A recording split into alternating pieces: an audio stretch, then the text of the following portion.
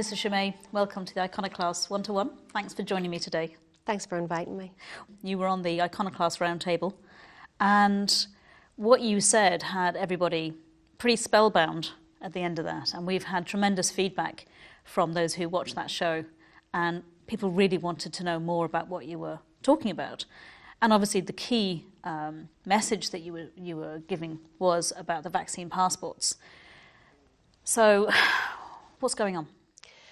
They're not vaccine passports. They are data passports, they are participation passports, but there's no medical reason behind these. If I had come to you 2 years ago and said, here's what the government want to do. They want to give everybody a chip. They want to put all your medical data and all your financial data onto that chip. That will be your complete ID, and they can control you or shut you out of society from that. Ideally, they'd like to put a quantum tattoo so that they can remotely medicate you. That sounds absolutely insane.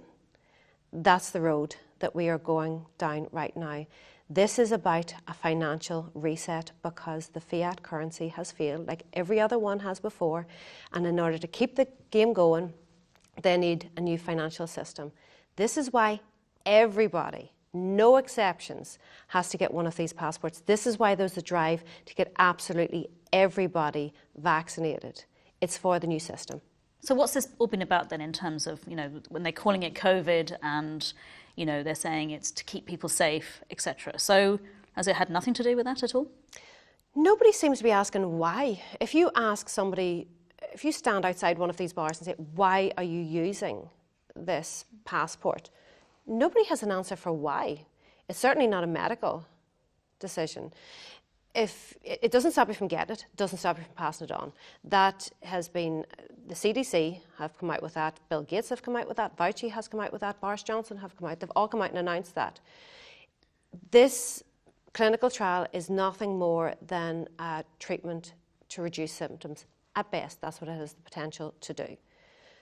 So why would you need a passport to get into somewhere? You would think that would be linked to transmission, so that if taking part in this clinical trial stopped transmission, then there would be a logic behind that. But there's absolutely no data to support that. It's not about anything medical. This is an economic decision, not a medical decision. Why do they have to reset? Like what's been going on behind the scenes, or in the last? Well, I know we had a crash in 2008. Mm-hmm. So has it been since then? Is this what this is about? From 1971, we have been on a debt base. That's when the dollar came off. The dollar being the reserve currency came off, the gold standard. We entered into a debt-based economy. That has collapsed under its own weight. In 2019, September, there was a crisis in the repo market. It got more and more difficult. That could have been manipulated. There was liquidity pulled out, but that's a different story. So it's an interesting timing though, isn't it? I mean, September 2019, and then the next thing we know. Yeah, you had the Bill Gates event 201 after that. This is a banking crisis. Every fiat currency in history, and there have been thousands, have returned to zero. This is where we are. With the pound and the dollar have already lost over 99% of their value. They're just going to eradicate the other 1%. This is why the money is being printed. The money is being printed so that the central banks can give it out to the hedge fund companies, asset management firms. They're buying up all the actual assets while we are being paid to stay at home and say nothing. So the central bank, because what I've heard about obviously is a central bank digital currency. Mm-hmm. What's the difference between that then and a fiat currency? Like if this is another reset, is it going to be the same story, or is this going to be different? The central bank digital currency is the end game. Okay. Along with totalitarian control. In order to bring in a central bank digital currency, you need a digital ID.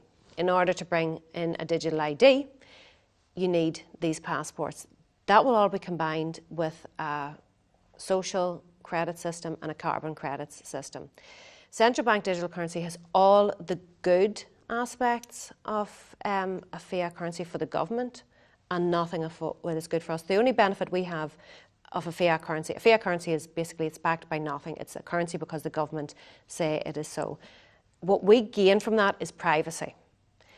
That's what we are going to lose when we move into a central bank digital currency, and they're going to have complete control over every aspect of our finances. They can dictate where in the economy that you can spend it. They can say that you can only spend it in essential goods or on rent. They can fine you at will.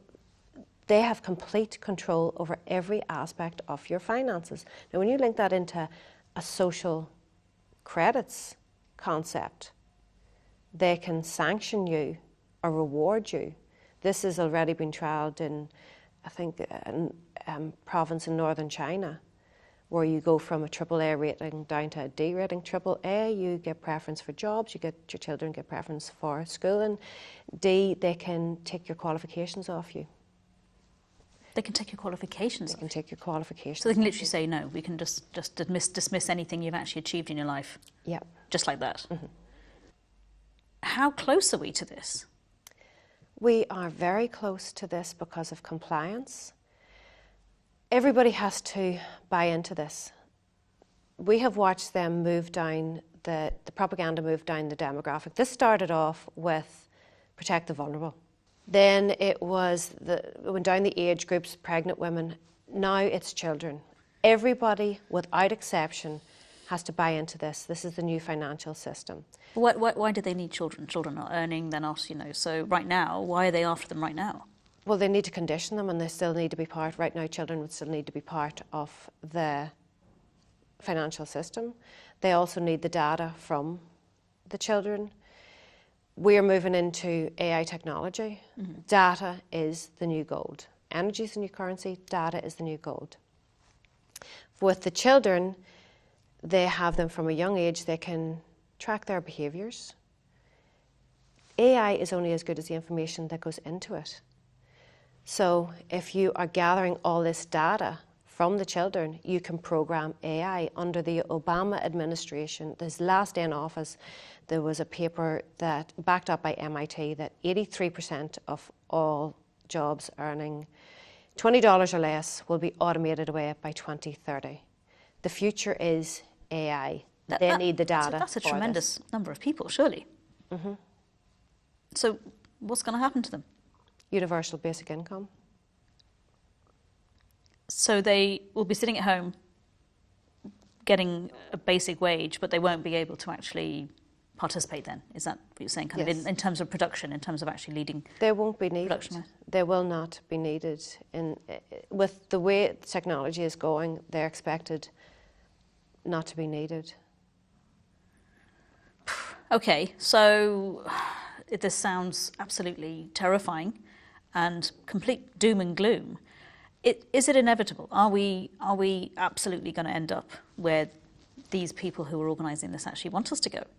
If we continue to comply, yes. The target is small to medium businesses because they account for 60% of all jobs, and the target is the children. I don't know why anybody would let their child take part in this clinical trial. They're of virtually no risk. There's more risk of them drowning. Even if it was 100% safe and there was long-term data done, why would you let your child participate? There is a push right now, as I say, it's moved down the demographic. The push is now for children. I know in the north, it's only just the vaccination for children only just started. Already 25%, just over 25% of 12 to 15-year-olds have taken part. 56% of children aged 16 to 17 have taken part. They have to get them into the system. So in order for this new financial system, in order to participate in society right now, we have to have these passports. So how can they logically exclude children? How can children go to restaurants? And this is the coercion that they're going to use to get the children. The same coercion that they used for us. They're saying that if they want to go to teen discos, they're doing the exact same thing with children. They are going after the children right now. And I think for anybody who did take part, they were lied to about that it protected others. There is absolutely no... Well, and also that it was safe. I mean, Yeah, because there was no... Short-term studies They could maybe say that it was safe, but they were told that it would save others. It doesn't. It's a selfish act to take. It doesn't do anything for anybody else. So if they were told from the beginning that you're not really, at best it's treatment to reduce symptoms. You're not covered for the first 2 weeks, but you're not really covered until you get the second one, and it wanes after 6 months. So you're actually only covered for 4 months. This is the information we know right now. Yeah. Why would you be getting your children it? If you know that at best it only protects you for 4 months, why would you be getting your children? It's simple. Let's be real, parents. It's so that your children can participate in society. That is the only reason that you are taking them in and getting them it. You're taking a risk so that your children could participate in society. We have to have these passports to participate in society. The next move is that we have to have a central bank digital currency wallet in order to participate in the financial society. So what do we do? What does the ordinary person in the street do? What does a small business owner do? We need some solutions here, because obviously that is pretty dystopian. For a small to medium business owner, what they need to do is absolutely do not comply. Their threat is unlawful fines. Their business will be gone anyway. They're under attack. These businesses have to be eradicated in order for the new system to come into place, because they need you dependent on the state for the social credits, the carbon So you're credits. saying that even if they do comply now, essentially they're going to try and find another way to squeeze them out? Well, they have reduced their footfall. It started with nobody could participate in society.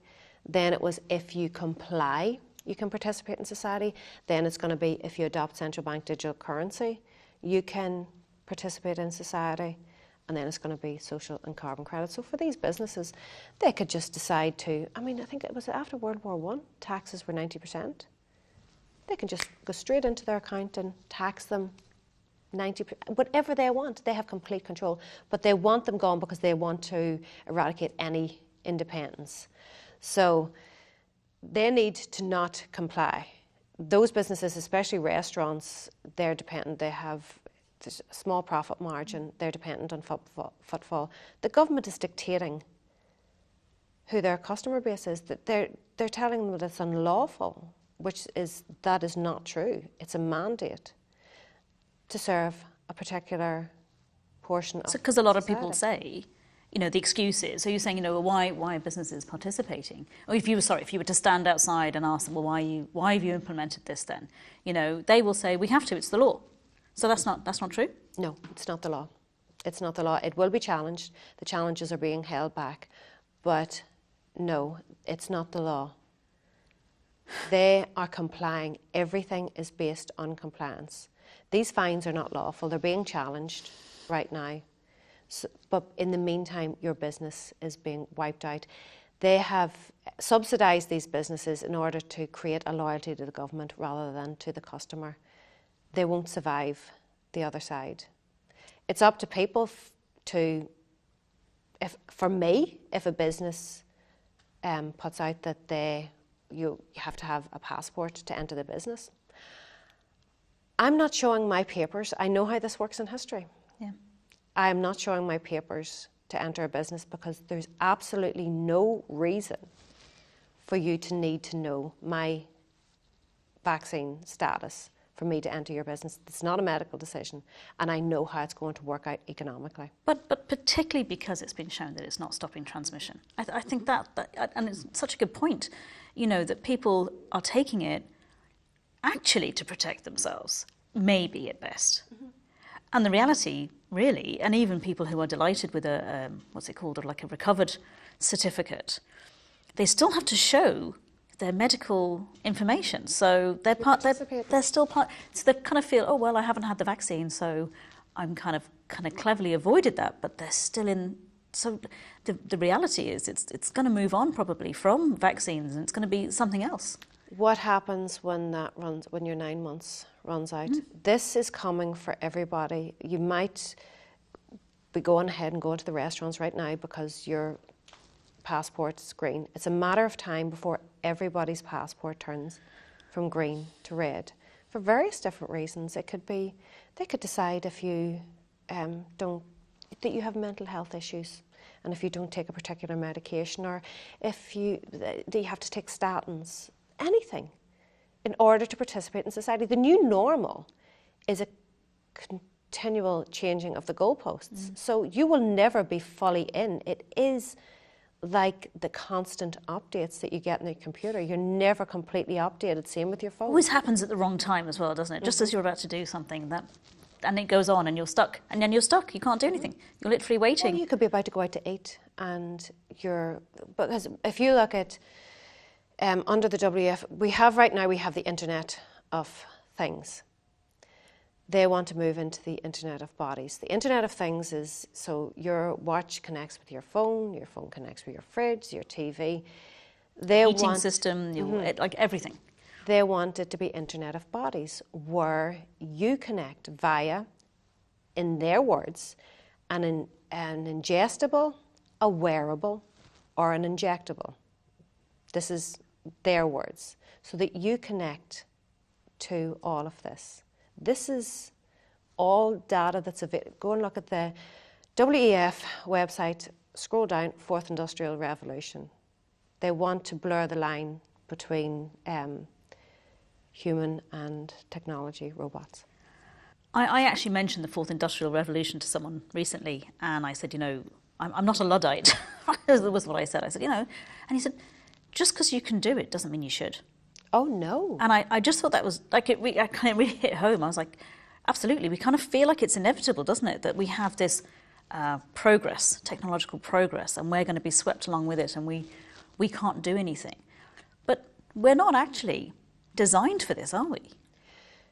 No, I was born before the internet.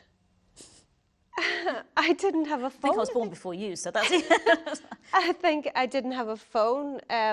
20 years ago, maybe I didn't have a phone. This is what's wrong. The law hasn't caught up with technology, and it's getting ahead of itself.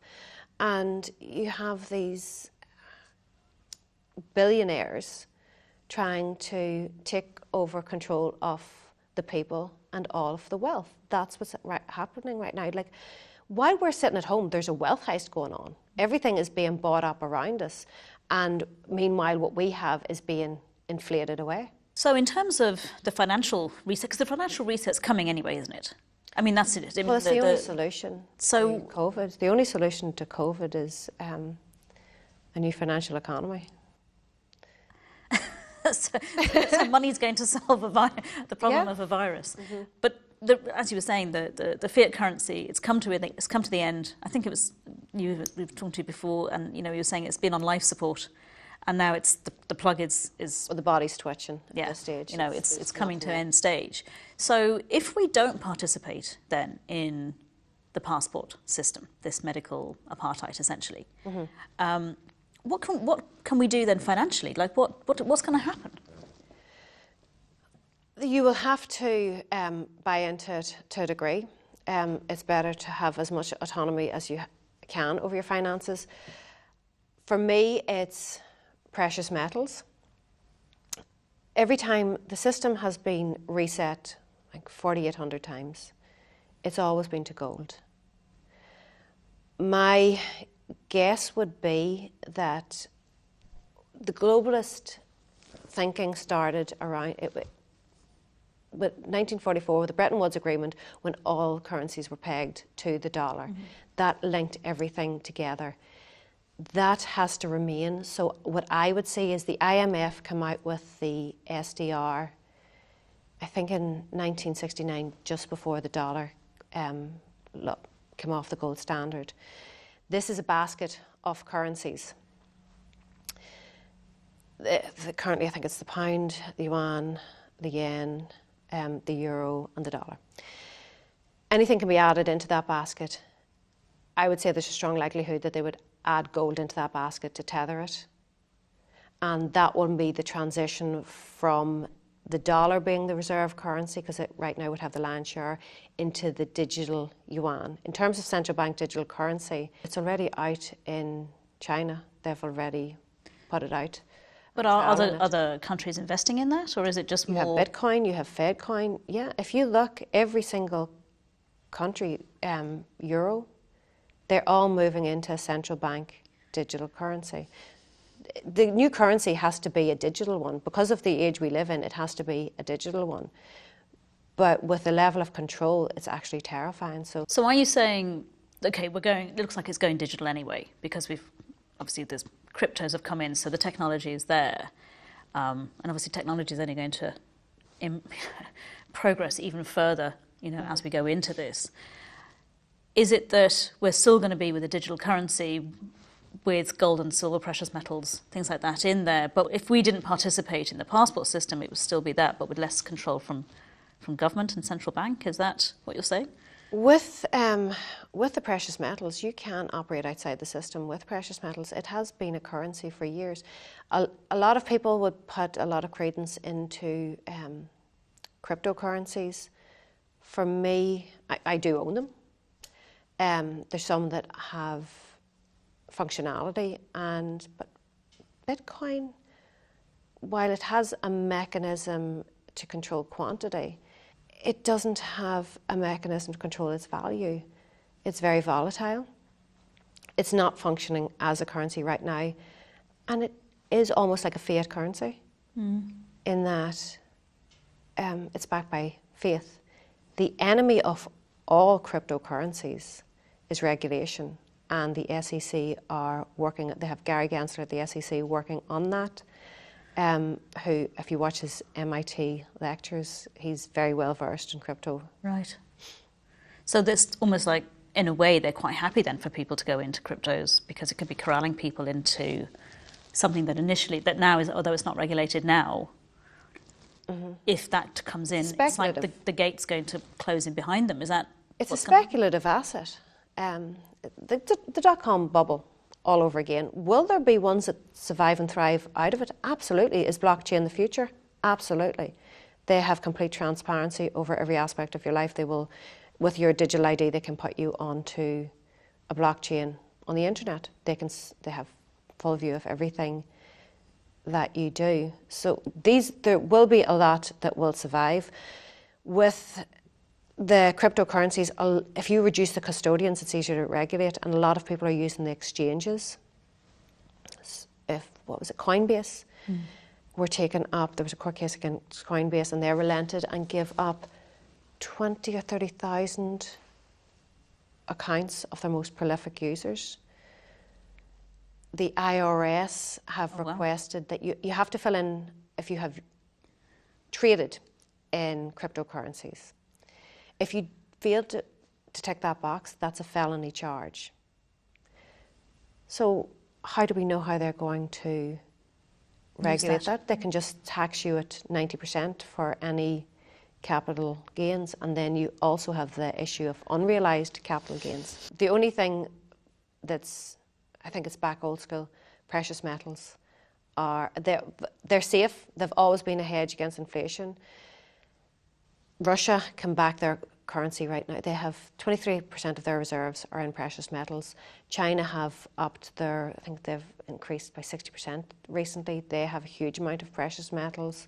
You have Brazil, the IMF own like 2,800 tons of gold. Central banks hold gold.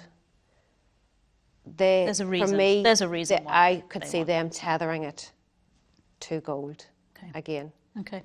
So, from what it sounds like, don't participate in the passport system if you're a customer or a business. Keep your kids away from participating in the system. Precious metals seem to be, a way of certainly. It's not necessarily an investment, but maybe it's like a secure. Precious metals are not an investment. They're a way to protect your wealth. In terms of what you can do, first thing you need to think of is, what future do you want for your children? Because you might think you're okay now, but this is the future that you are building. You're building your own prison. You're building a prison for your children. It's a series of dominoes. Take out those dominoes. It starts with vaccine passports. They're not vaccine passports. They're data passports. Data is the new gold and energy is the new currency. So take that out and everything falls apart. And the economy, honestly, the economy is failing anyway. They're trying to put in this new financial system. Either way, you need to prepare. You need to ask yourself, are you prepared? Financially, are you prepared? That was the only thing that was addressed through the whole collapse. They only addressed the financial aspect. You were given money to stay at home. Are you prepared spiritually, emotionally, physically, mentally? Because this is coming. There is no going back to the old world. This is the new world that we're going to be living in if they succeed. I don't feel that they will succeed. Maybe that's optimistic. I like your optimism. Well, when freedoms are reduced, eroded away, empires tend to collapse. That's the Roman, Ottoman, French Empire. That's why they collapsed. So I do have hope, but protect your children. Do not let your children participate in this passport system. Know that if you do, for the sake of going to a restaurant, that you are leading them into a social credits system and slavery. The consumer economy has failed. We're moving into a credits economy where now the rich can buy credits, but that's the world that you're going to be putting your children into, a credit system where they will have to work off the debt that has been accrued. So it's like they've waged war against us. We are at war. Australia knows it, New Zealand knows it, Austria knows it. They're all out on the streets. We absolutely are at war.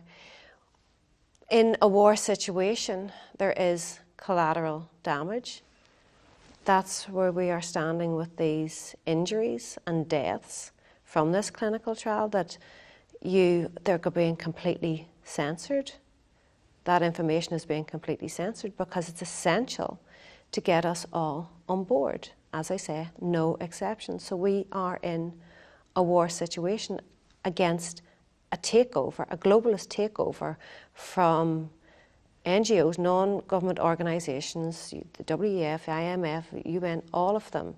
These billionaires and technology companies are dictating the future of humanity. And if we don't stand up, we are running out of time. And we need to stand up. And it's simple. In a war situation, men have been frontline at war, losing their lives. All we have to do is say no.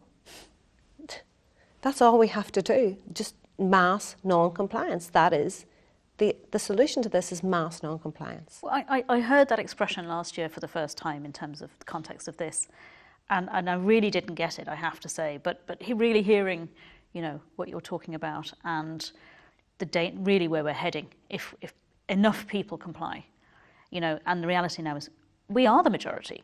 So if enough people stop complying and say no, surely there's enough of us to turn this around.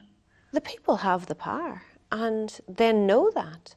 They have been controlling us. They know our psychology. Unfortunately, we are not as unique as we think we are. You'll be very aware of that. We're not that complicated. Yeah. So they have this knowledge at their disposal, and they're using it against us. What they don't seem to budget in is human spirit, intuition, and spirituality. And that's what we need to use. We need to look at our children and think, my job is to protect you. This is the world that we want to build for our children. Build that world. Don't wait for somebody else to build it. And there's no going back, is there? I mean, it's gone. Normal as we knew it is gone, but the new normal, that seems like it's down to us. No matter what, there's no going back. It's gone. All that they're trying to do right now is keep the system alive long enough in order to bring in the new system. They're not trying to fix anything. They're not trying to bring anything back. They're telling you, the build back better. What does that tell you? You have to destroy before. That's why the economy is being systematically collapsed. Build back better. It's their version of better. Their version is the social credits, the carbon credits. They're moving away from fear into guilt, that we are responsible for the world breaking down and dying. I'm not worried about the world. I'm worried about the people on it. If these philanthropists, which seems to be code word for psychopaths, if they genuinely cared, there's millions of people starving to death every day. Do something about that. Clean water, sanitation, I mean, all of those things have been proven to... They're interested in control and wealth. That's all that they're interested in. They don't care about anybody else on the planet. They do not care about the planet. They care about wealth and control. So someone watching this who's sitting here, you know, absolutely mesmerised by this information because it's the first time maybe they've heard it, what would you suggest they go out and do now? For me, this is going to be won by communities. So find people that are like-minded. That's going to keep your confidence up. Do not give in and do not give up. If you give up now, you are given, if we don't fight this now, we are giving our children twice the battle. It has to be fought now. The quicker that we do this, the easier it is to get out of. So find your communities, find people, find your support network. And they are out there. They absolutely are out there. People think that they are alone. They're not alone. You're not crazy. Your intuition is correct. You need to get out there and meet with these people. We need to simply say no. Do not let your children participate in it. They are going for your children now. That's the final demographic. We have been saying, the people that are aware have been saying it from the start. And here we are. We're now down, I think the Taoiseach he's okayed it for 5 to 11-year-olds, or he's on board with 5 to 11-year-olds. I think he said something like, you know, well, they're asking for it. They want it. So we should be listening to our 5-year-olds. What? They're going to be coerced into taking it as well. I mean, pest to power is good, you know, but my goodness. If you want to participate in society, you have to get it. That's their narrative. No, the society has been broke down anyway, so withdraw your participation now. Let these businesses lobby government and say, we're going to have to close down. Let everything fall apart now. We have a better chance now of letting things, they're going to fall apart anyway. It has happened time and time again. If you want to understand anything, look at history. We have been here before. But this new reset is absolutely terrifying. This new financial system is one of totalitarian control over every aspect of your life. Is that what you want for your children? You might be okay. I mean, at my age, it's going to be a slow creep into it. It's this, what I'm talking about isn't going to, it's not going to be next week, next month, next year. There'll be little things all the time. The same move away from a few weeks to flatten the curve, to lockdowns, to passports. It's going to be the same move into the social credit system. It'll be incentives first, and then they'll move into if you don't. Then punishment. And then ultimately the carbon credits, because energy is the best functioning currency. That's why they're moving into carbon credits. So with that, we need to put our energy into the future that we want to create. And if that's the currency, then we actually control it. It always has been the currency. They've printed paper and got us to work for paper under the fiction of paper for so long. We have been in a slave system for so long. Time to get out of it. Without time to get out of it, time to realise that we are spiritual beings having a human experience, and stop letting ourselves be distracted from that. Melissa, thank you so much for joining me today, and I wish you all the best of luck. Thank you.